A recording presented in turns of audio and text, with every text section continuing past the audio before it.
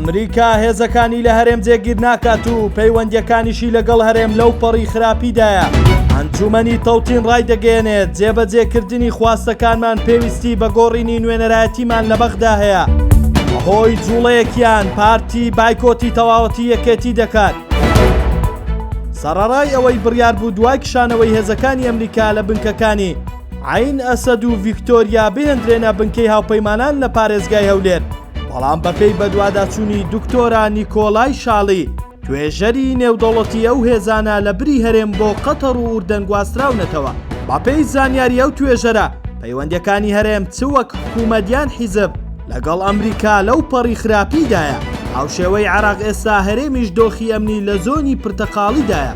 ناوبراو دۆخەکەش بۆ هەڵە ستراتیژەکانی دەسەڵاتدارانی هەرێم گەڕاندۆتەوە و ڕایگەیان ئێستا ئەمریکا ڕێگرە لەوەی پێشمەرگا بەپێی ڕێکەوتن بگەڕێتەوە بەشێکی کەرکووت، چونکە لە ئۆفیسی ڕوبەڕووبوونەوەی داعشیش هەموو کارە سەربازیەکانی دیکەی ئەمریکا لە کوردستان ڕاگیراون. ناوبراو ئەوەشی وتووە تەنانەت نێوەنگیری مەزلوم عەبدیش بەهانای دەسەڵاتدارانی هەرێم نایەت. لە سمینارێکدا لە قەزای شەقڵاوە بە بەشداری چالاکانی سیاسی و مەدەنی کە دوێنێ سێشەممە بەڕێوە چوو، دکتۆر ڕەعەد ڕەفعات سەرۆکی ئەنجومەنی پشتیوانی لە تەوتین ڕایگەیان دەمانەوێت لە هەولێر گۆڕانکاری بنەڕەتی لە جۆری نوێنەرایەتی پارێزگاکە لە پەرلەمانی عێراقدا بکەین، چونکە ئەو مۆدێلە لە نوێنەرایەتیکردن کە ئێستا هەیە شکستی هێناوە و لە ئاستی خواستی خەڵکدا نییە. دکتۆر ڕەعەد وتیشی دەسەڵاتدارانی هەرێم یاری بە قوتی خەڵکی کوردستان دەکەن لە پێناو بەرژەوەندی تایبەتی خۆیان، ڕێکەوتنەکان وەک خۆی جێبەجێ ناکەن. بەو هۆیەشەوە مەترسیمان هەیە ئەمساڵ چەند موچەیەک نەنێردرێت، شارەکانیش سڕ دەکەینەوە بۆ ئەوەی ئەمە ڕوونەدات. بۆ ئەمەش پێویستمان بە پشتیوانی خەڵکی هەرێمی کوردستانە.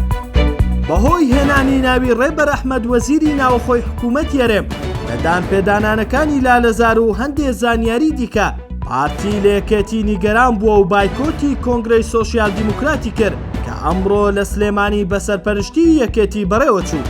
ئەوە لە کاتێکدایە بڕیار بوو لە کۆنگرەکە هەریەک لا نێچیلڤان بارزانی و هۆشیار زێباری بەشداری کۆنگرەکە بکەن و وتەیان هەبێت، بەڵام هەردووکیان بەشداریکردنیان ڕەت کردەوە کە ئەوەش پەیوەندی بە نیگەرانیەکانی پارتی لە یەکێتی هەیە لەسەر ڤیدیۆی دانپێدانانەکەی لالەزار.